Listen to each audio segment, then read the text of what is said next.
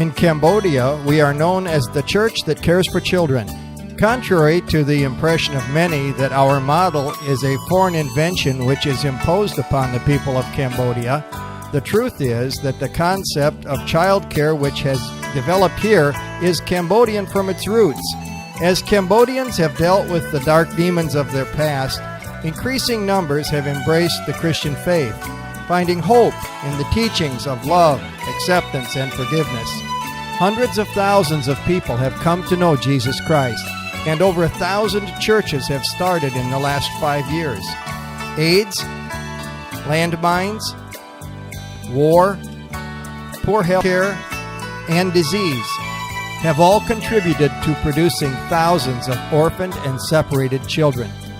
When the family links are not there to care for these orphaned and separated children, the traditional place of refuge for Cambodians has been the local religious institution, the Buddhist temple. Since many of the Cambodian people have embraced the Christian faith, the option now is the local church. That fact, combined with the priority of the church to care for orphans, has led to a natural progression of people dropping off children at the local church. We never intended to start child care institutions in Cambodia. We've only sought to be the church. We're very careful about whom we accept because we do not want to take children that have living family members who are willing to care for them. We would rather assist them in finding a viable means of support. But for those children who cannot find anywhere else to go, the church home has become a reality. As the numbers have grown, it was natural that the pastor becomes the surrogate father. But his duties are primarily to build the church, and so staff are needed. The poorest people in every congregation are the widows, and so they were enlisted as staff members to care for the children. They readily identify with the children and the pain that they're going through with the loss that they have suffered. The children and all the staff members work together to build a family atmosphere. These full-time members of the home live in the same home with the children. They prepare the same food. They eat together, they sleep together, they live together as family. It is a home. Tasks are divided according to ability. No one is exempt from carrying their load. But there are no shifts. Everyone works together as a team.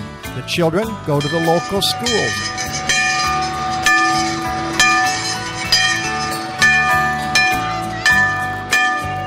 And become involved in the local community. And the church becomes part of the community. Because the children literally live in the church as family members, they assume the chores of the home as soon as they are able. They police the grounds, watch younger children, tend the garden, care for the animals, and help with food preparation, all contributing to the life skills learned in every family. The children are taught to focus on the future, the fact that they are the hope for the future of their country, and that they can work together to change their nation for good. Since Foursquare Children of Promise supports the home with an English teacher who also tutors the children in their studies, and the older children help the younger children, an unusual development has emerged. Foursquare Children of Promise students are usually near the top of their grade level at the local schools. And even though traditionally orphan children are referred to as stray dogs, the camaraderie of having 50 brothers and sisters in your school with you tends to keep them safe and free from being harassed. These stray dogs have done very well. What has developed is a discipleship model. The pastor and all the staff members teach and model the behavior that is expected.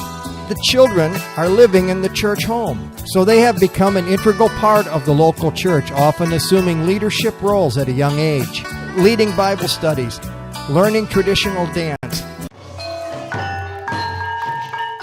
teaching Sunday school, serving as musicians, directing worship.